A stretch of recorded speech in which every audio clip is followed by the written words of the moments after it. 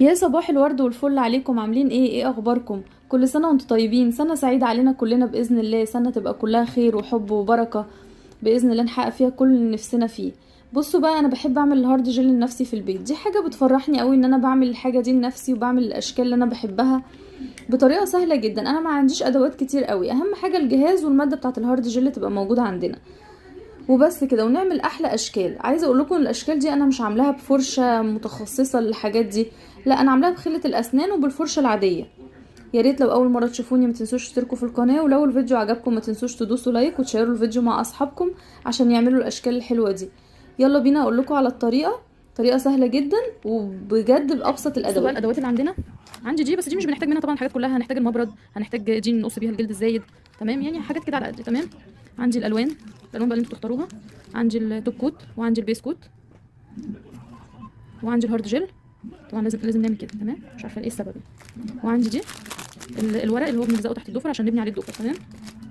وده المرطب اللي بنحطه هنا بعد ما نخلص. وطبعا فرشه وقطنه وكحول والجهاز، تمام. بصوا اول حاجه هستخدم الاثنين دول، تمام؟ تمام. دي بشيل بيها كده،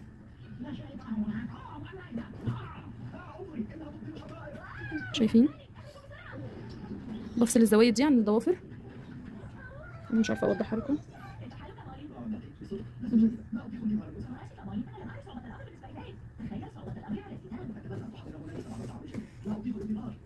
وبعدين بدي هبدا ان انا اقص، تمام؟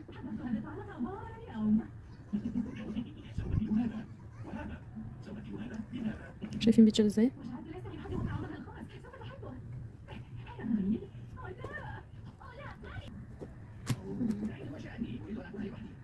عايزين ننضفها كويس خالص، نشيل كل الجلد الزايد اللي من هنا، تمام؟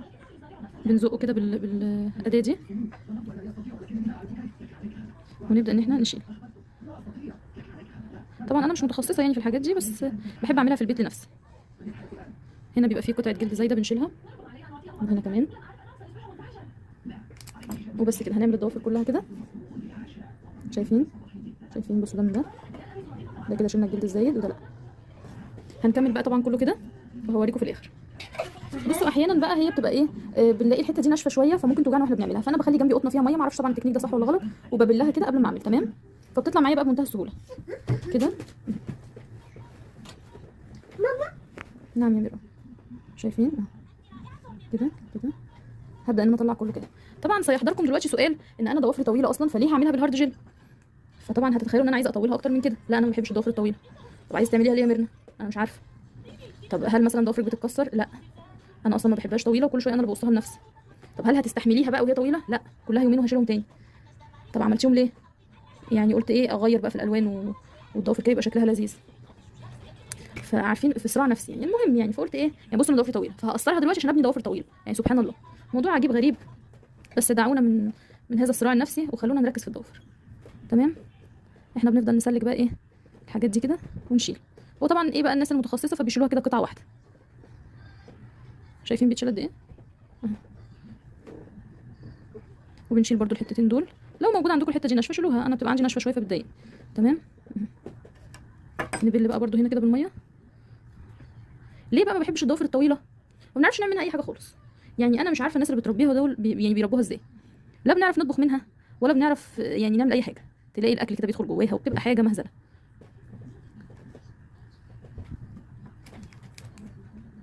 بس اهو يعني داخلين على راس السنه، قلنا بقى ايه، نغير، نعمل اي نيو لوك كده، تمام؟ هعملها كلها وارجع لكم. اهو بصوا كده انا خلصتهم كلهم اهو، شايفين؟ شلت الجلد الزايد كله، شلت كل الجلد الزايد اللي هنا، تمام؟ هبدا بقى ان انا اعمل ايه، ان انا ابرد ضوافري، تمام؟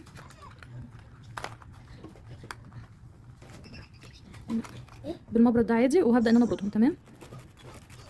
هنقصرهم شويه عشان هم طوال قوي كده، وانا قلت لكم ان انا بتضايق من الضوافر الطويله، فهعملها طويله ليه برضو؟ ده سؤال يطرح نفسه. نبدا بقى رحله البرد. وتبرد مهما تبرد ولا حد هيسمعك. تفهموش انا بعمل ايه؟ بس اهو. طب ما رحتيش ليه يا ميرنا عملتيها عند حد بره؟ لا، بحب اعمل حاجتي كلها في البيت. طب هل انت بتعرفي تعمليها حلو؟ لسه هنجرب وهنشوف يعني دي حاجه بتسهيل ربنا باذن الله. اهو شايفين قصرتها ازاي؟ الطول ده حلو علشان نعرف نحط تحتيه الورقه. تمام،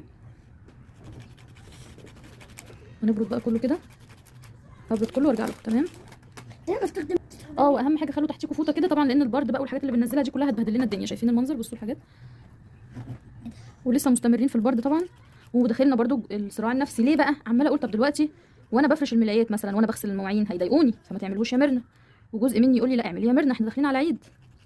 والله العظيم الصراع النفسي ده انا مش عارفه اعمل ايه، بس ايه عايشني النهارده وموتني بكره، احنا نعمله واللي يتكسر يتكسر واللي يقعد يقعد بقى، الارزاق على الله يعني. مستمرين في البرد. بصوا المنظر اهو، شايفين الفرق بين ده وده؟ احنا عايزين كله قصنون كده، القصنن ده حلو. تمام، هكمل برد بقى وصراع نفسي وبعدين ارجع لكم. لقيت بقى القعده بتاعت البرد مطوله، قمت عملت لي كوبايه نسكافيه وجيت. يلا بينا، نقعد جنبنا وليله كبيره. لوهله كده هتحسي ايدك كانك كنتش بتبيضي الشقه او بتصنفري حاجه، بس مش مشكله يعني. احنا نفكر في اللي بعد كده، نفكر في ان هي دلوقتي هنعملها بقى والالوان هتبقى ظريفه ولطيفه نشجع نفسنا يا جماعه. هو الموضوع بياخد وقت شويه، فطول ما احنا قاعدين نشجع بقى، نتخيل المنظر الاخير. اهو كده خلاص خلصت برد اهو، شايفين قصرتهم ازاي؟ طبعا هنحس كده الوهله ان احنا خلصنا برد، لا البرد ما بيخلصش. بصوا سنتين برد. بعد كده هنجيب مبرد زي ده، شايفينه؟ تمام، وهنبدا ان احنا نخشن الصوبع، نخشن الضفر كده.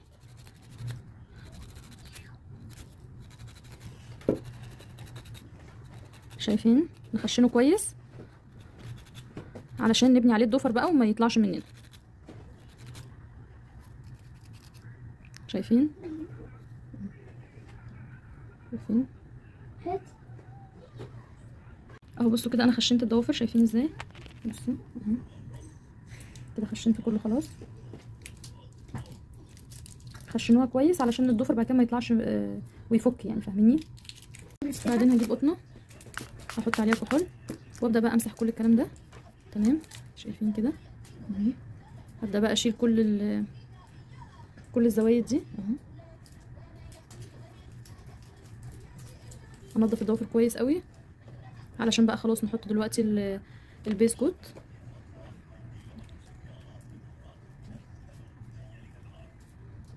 نحاول برضو نشيل الزوايد دي كده اهو.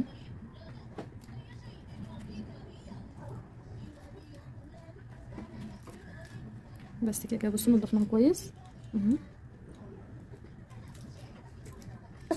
بعدين بقى هجيب البسكوت اهو. تمام، وهبدا ان انا احط طبقه خفيفه قوي على الضوء كده. هعمل الفرشه كده كويس قوي. تمام، واحط طبقه خفيفه جدا، وطبعا ما اجيش عند الاطراف.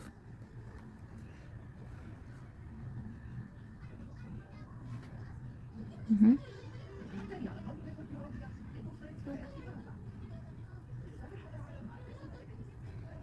هعملها كلها وارجع لكم. ودي ايه؟ بصوا كده خلاص حطيت اهو. تمام، هبدا ان انا اشغلها احطها في الجهاز ينشف.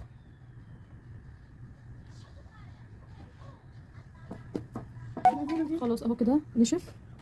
تمام، تفكير هحط برضو كحول. تمام، لان هو بيبقى عامل زي ماده لزجه كده. اعمله كله كده بكحول بس كده. تمام، هنفتح ده بقى. بصوا انا بشوفهم لازم يعملوا كده، مش عارفه ايه السبب بس هنفتحه. تمام اهو. هو انا طالبه لون كده كافيه شويه، هم قالوا لي اسمه ميلك كافيه يعني. تمام،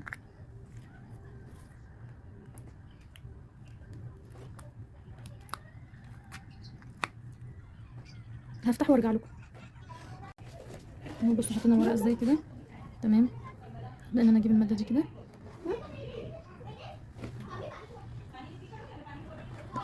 هحط كده. شايفين بطريقه دائريه كده هتلاقوه اتفرد معاكم بقى كويس. ميراي سيبي التليفون. ماما نعم، ما ده في البيت. ثواني بسجل. شرب ايه؟ اهو شايفين نعمله بقى الطول اللي احنا عايزينه. تمام، نحاول نظبطه طبعا عشان ما يبقاش طالع من الجناب ولا حاجه. اهو شايفين. هبدا ادخله الجهاز اهو. بصوا كده انا كده ايه خلاص حطيته في الجهاز. هبدا بقى انا اشيل الورقه. تمام،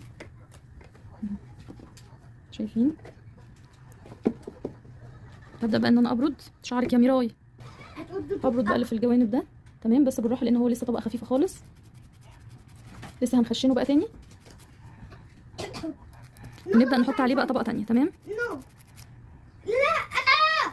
نو. اهو بصوا شايفين كده. طبعا هو كده لسه مبدئيا، احنا لسه ما حطيناش بقى الطبقه التانية. هبدا بقى اخشنه من هنا. تمام هخشنه تاني علشان احط الطبقه التانية، بس طبعا بالراحه علشان ما يتكسرش مننا لان هو لسه طبقه ضعيفه، احنا لسه ما حطيناش الطبقه التانية. اخشنه وارجع له. اهو بصوا خشنته ازاي. تمام هبدا ان انا اعمله بالكحول عشان احط عليه بقى الطبقه التانية. شايفين شكله؟ بصوا شكله فعلا يعني كانه طبيعي مفيهوش اي حاجه. مامي تسجلي. هبدا بقى احط الطبقه التانية عليه. تمام مهم. شايفين كده؟ هنبدا بقى من الاول هنا من فوق وبطريقه دائريه كده، هتلاقوه ابتدى ايه يتشكل معاكم. تعالي. شايفين؟ تعالي بصي. طبعا نعمله بقى الشكل اللي انتوا عايزينه. انا مش قلت ما نجيش بقى على الحروف ولا من هنا ولا من هنا، قلت دي نو. قلت نظبطه كده. قلت دي نو. قلت ما تتحكمش الكلام. بصوا على مهلنا خالص بقى، المهم يطلع الشكل اللي احنا عايزينه. تمام هي اهم حاجه اللي هي الطبقه الاولانيه اللي احنا عملناها. دلوقتي بقى بصوا اتفننوا بقى فيه.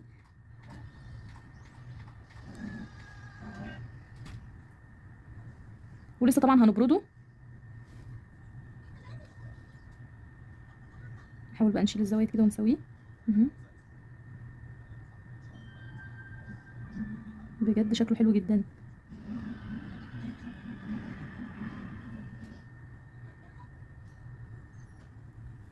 شايفين؟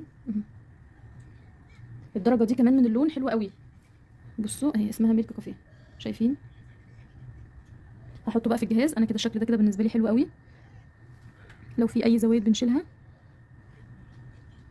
هنحطه في الجهاز وينشف واوريه لكم. لو سمحتي. اهو كده انا حاطاه في الجهاز زي ما انتم شايفين. اول ما ينشف بقى هنبتدي ان احنا برده نعمله بالكحول، وبعدين نبتدي نبرده ونخشنه برده من على الوش ونبرد بقى كل الزوايد ونشيل كل الزوايد اللي منه. تمام اهو بصوا كده خلاص خلص زي ما انتم شايفين. بصوا بجد حلو جدا. هبدا بقى ان انا اعمله كده بالكحول. كل خطوه بنعملها لازم نعمله بالكحول عشان هو بيبقى عامل ماده لزجه كده. اول ما بنعملها بالكحول بتروح. شايفين من ورا بصوا مش تخين ازاي ولا عامل. عايزه اصورها لكم كويس. الكاميرا مش راضيه تجيبه مش عارفه ليه. حلو جدا بجد. هبدا بقى ان انا ابرده كده. لازم يتخشن من هنا كده علشان بيبقى في حتت اعلى من حته، فبنظبطه بقى بالشيب اللي احنا عايزينه.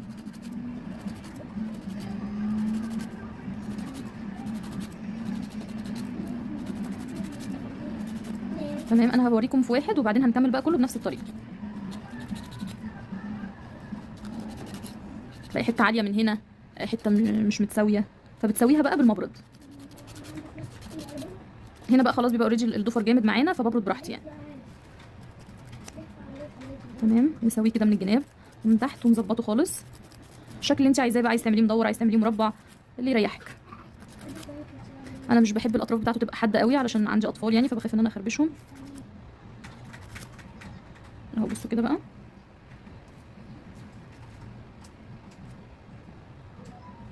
نشيل برضو من هنا. شايفين حلو ازاي بجد كانه طبيعي. واللون ده كمان حلو جدا. شايفين بصوا هنا ما فيهوش زوايد ولا في اي حاجه كانه طبيعي. طبعا كل ده هيتنضف لما نخلص خالص. كل ده هيتشال. بجد تحفه. شايفين؟ هكمل بقى الباقي بنفس الطريقه وبعدين هوريكم. تمام بصوا باينين طبيعيين جدا ولسه ما حطيناش التوب كمان. شايفين حلوين ازاي؟ عايزه اقرب لكم كده. بصوا طبعا ده لسه هيتنضف. بصوا مش تخين، طبقه خفيفه، باين بجد ان هو طبيعي يعني اي حد يشوفه كانه طبيعي. اهو بصوا كده انا كده خلصت كله زي ما انتم شايفين. بصوا طبعا انا لسه ما حطيتش التوب ولا اي حاجه. تمام شايفين؟ بصوا مش تخين خالص، عاملين طبقه رفيعه جدا. عايزين بقى ننضف كل ده بالكحول. بس نرش الكحول كده. تمام ونجيب قطن بقى ونبدا نمسح كده. وننضف بقى ايدينا كلها.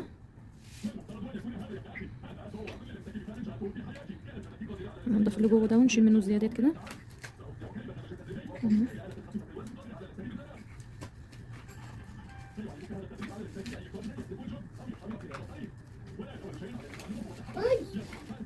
شايفين؟ بجد حلو جدا.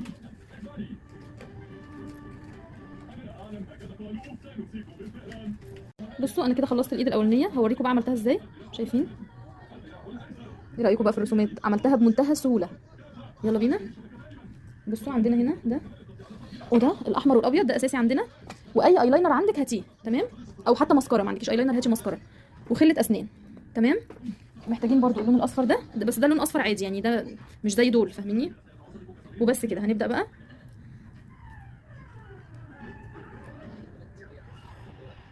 اول حاجه احط الاحمر،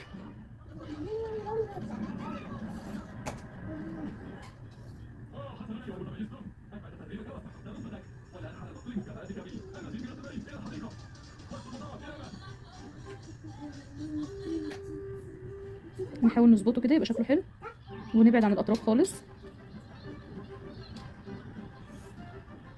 يعني خدي وقتك في الحاجه وانت بتعمليها علشان تطلع معاكي حلوه تمام. ونحطه في الجهاز. خلصوا حاجه حاجه وحطوها في الجهاز علشان ما يعني الحاجه ما تبصش منكم، تيجوا تعملوا الضفر التاني تبوظوا الاولاني. شايفين حلوين ازاي؟ بجد شكلهم حلو قوي، منتهى السهوله. يعني كل ده انا عاملاه بخله الاسنان اصلا، انتوا متخيلين؟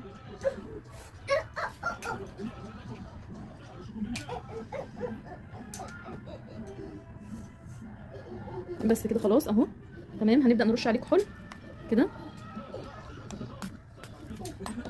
ونعمله بالقطنه. لحظه اجيب قطنه. تمام اهو كده خلاص مسحتها. هجيب بقى الابيض وهعمله فرنش. طبعا الرسمه اللي انتوا عايزينها اعملوها، يعني ما تقيدوش نفسكم بحاجه معينه. ممكن تبدلوا في الصوابع، يعني ممكن تعملوا الفرنش ده في صباع تاني، ممكن تعملوا ده بابا نويل.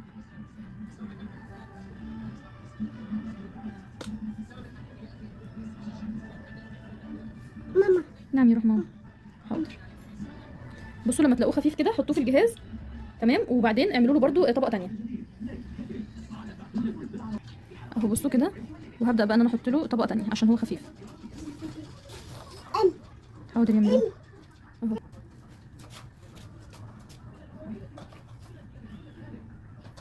خطوه خطوه نعملها ونحطه في الجهاز على طول علشان اللي عملناه ما يبصش. شايفين؟ سهل جدا، ما فيهوش اي حاجه اهو. بصوا تمام كده. هجيب بقى الابيض، هشيل منه الفرشه كده خالص تمام، وهجيب خله اسنان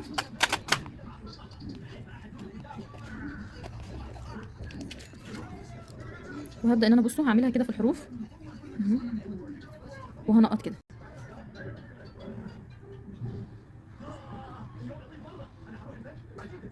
عايزين صغير وكبير يعني شكلوهم كده فاهميني. لو عندك طبعا الحاجه اللي بتعمل نقط، الفرشه الصغننه خالص دي هتريحك اكتر، بس انا مش عندي.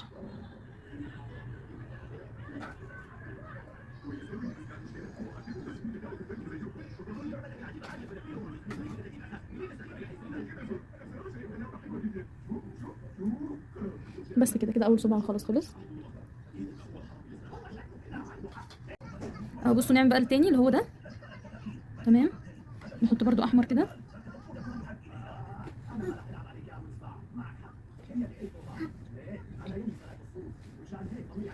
نظبطه برضو نعمله حلو.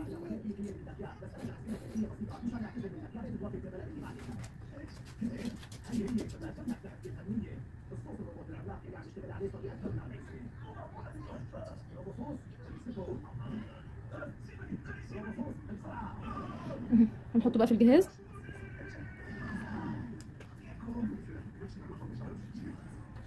بعدين هنجيب بقى الابيض عشان نعمل الشكل ده.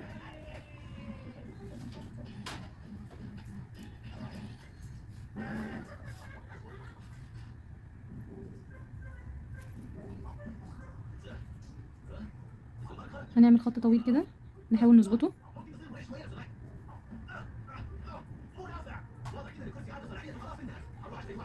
ونعمل واحد تاني العكس.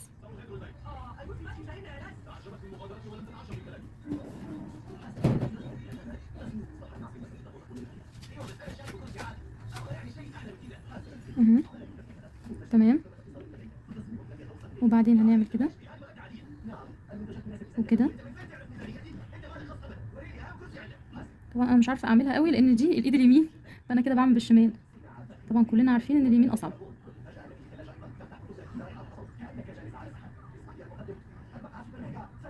بس هنحاول نظبطها طبعا.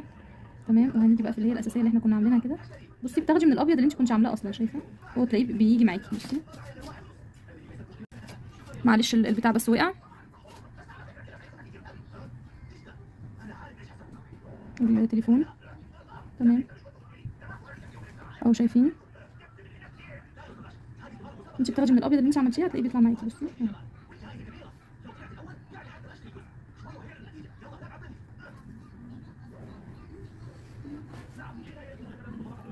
شايفين؟ هبدأ بقى نحط في الجهاز. بصوا نعمل بقى نقط كده خفيفة مصنعة خالص.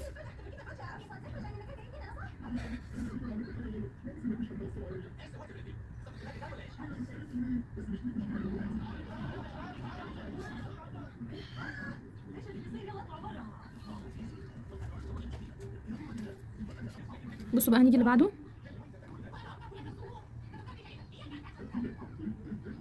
نعمل كده.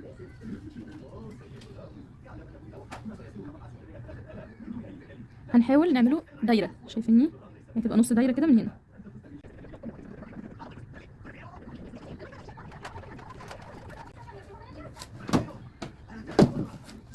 طبعا لو معاكم فرشة اصغر يعني هتساعدكم كتير،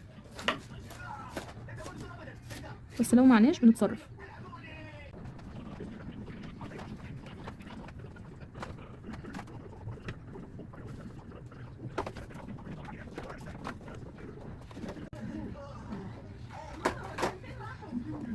نحطها في الجهاز عشان نعملها طبقة تانية.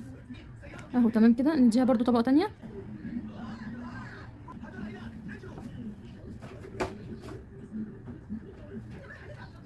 بعدين هنحاول نعمل دايرة هنا اصغر كده.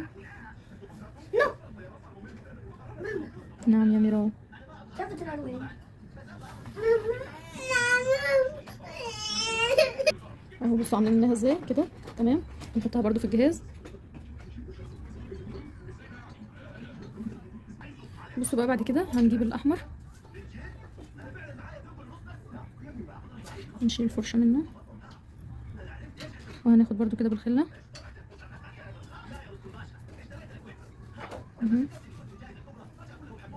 هنعمله بقى ايه القبعة بتاعته دي.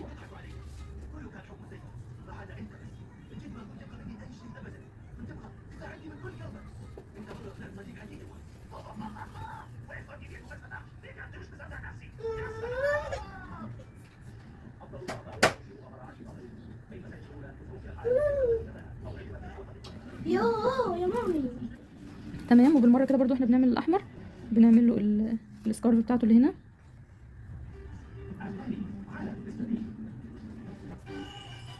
لحظه. بصوا بنعمل لها كده.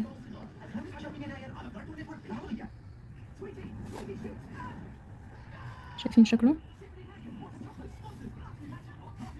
قول لك ليه عشان بصوا هجيب بقى الايلاينر. تمام. ايه يروح ماما. بصوا هبدأ بقى ان انا اعمل لها العينين كده. حاضر يا مورا. وهعمل له بقى الزراير هنا كده.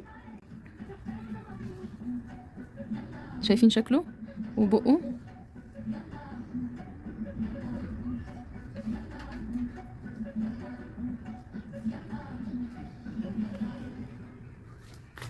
وعندي هنا مناكير اصفر، هعمله بيه مناخيره.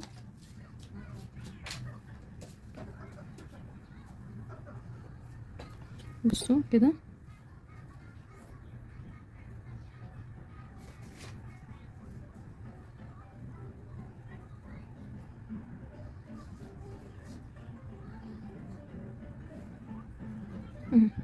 شايفين؟ تحفة. اخر حاجة بقى في الضفر ده هنعمل النقط البيضاء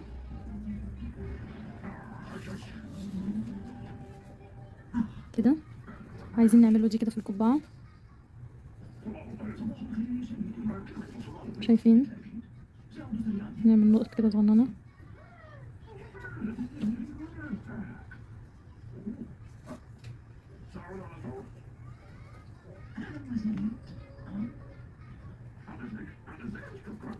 وبس كده خلصنا الضفر ده كمان. تمام. الضفر اللي بعده بقى هجيب الاحمر،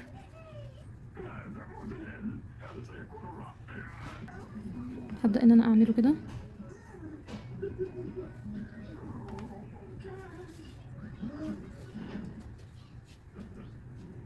شايفين كده؟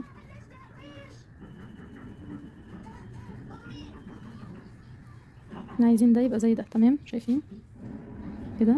فهبدأ ان انا انزله كده. بصوا انا حطيت نقطة تخينة وبنزل بقى بيها، لما تخلص بحط غيرها.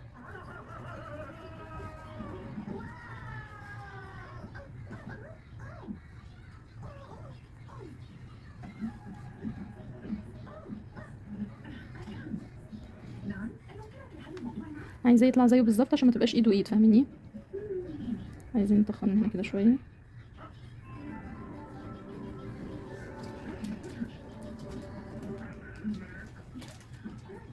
وهنعمل من هنا كده اللي هو يعني ايه الحرف بتاع القبعه او الطاقيه. انا عشان ولادي بيتفرجوا على الكرتون فطول النهار يقول لي قبعه قبعه، خلوها لزقت في دماغي. تمام. وبعدين هناخد الابيض. انا ما حطيتوش في الجهاز، لحظه. بعدين بقى هناخد الابيض كده، نعمل بيه كده.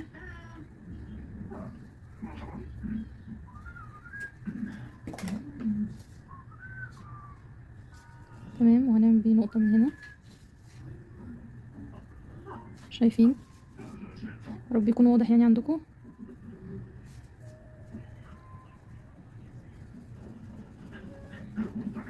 تمام كده. وبعدين هنعمله بقى الدقن بتاعته.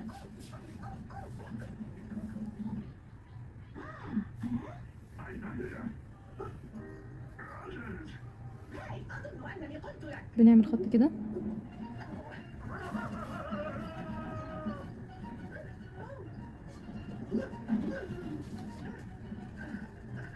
وخط كده. شايفين اهو، عشان هحط هنا في النص النوز بتاعته. تمام. وبعدين هنعمل ايه تاني؟ هنعمله بقى بقيه الدقن، بس ننشف ده الاول. تمام كده. وبعدين بقى هنبتدي نعمل الدقن كده.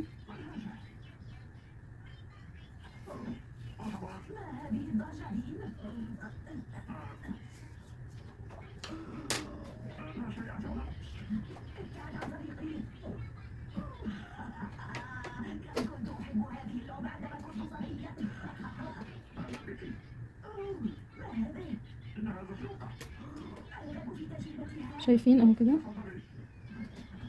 وبس كده. فاضل بقى ان احنا هنعمل من هنا ابيض عشان نعمل الابيض كله بالمره ونبقى خلصناه.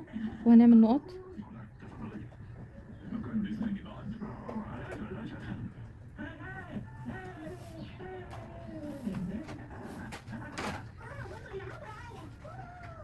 اهو شايفين؟ بصوا زي بعض ازاي.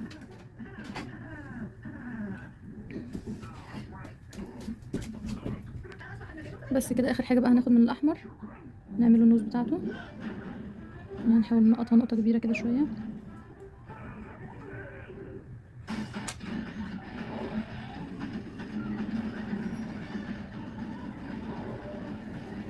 اهو شايفين. وهنعمل له هنا ده كده هيبقى بقيه جسمه. نعمله من هنا كده احمر.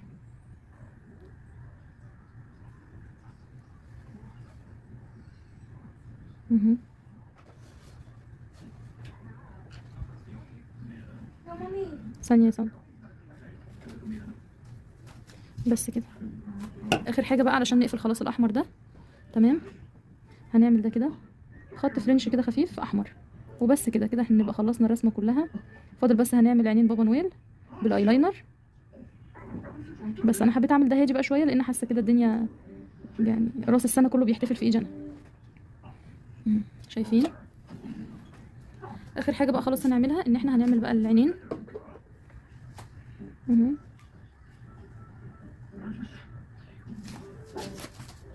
بس كده.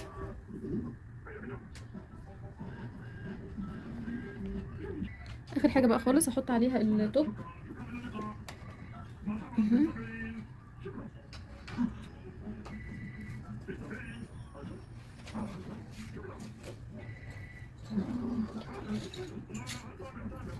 بس كده خلاص، هنحط بقى التوب وبعدين هنعمله بالكحول وكده خلصنا. وكل سنه وانتم طيبين، وبجد رسومات سهله جدا، اتشجعوا قوموا اعملوها.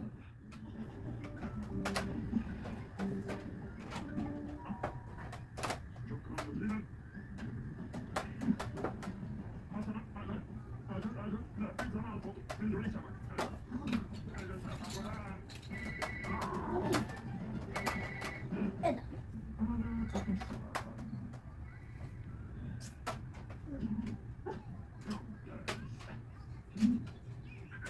بس كده خلاص كده، كل سنه وانتم طيبين. خلصنا الشكل النهارده، بجد الشكل حلو جدا جدا اهو. بصوا كده خلاص خلصنا. نحط بقى نرش رشه كحول على ايدينا كلها كده كده، وبس كده خلاص.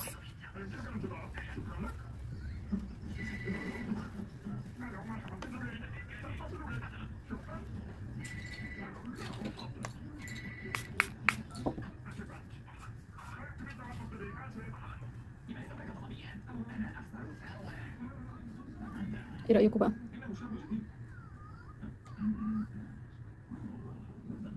ده الزياده ده هتلاقوه طلع عادي واحنا بنغسل ايدينا بالميه، هتلاقوه طلع مفيش اي مشكله منه يعني. بصوا بجد شكله تحفه. ممكن هنا نعمل قرنين غزاله كده بالاسود، مش عارفه لسه بفكر فيها، بس هو يعني لحد دلوقتي كده كله تمام. شايفين؟ ايه رايكم؟ بصوا بجد الرسومات تحفه، شايفين؟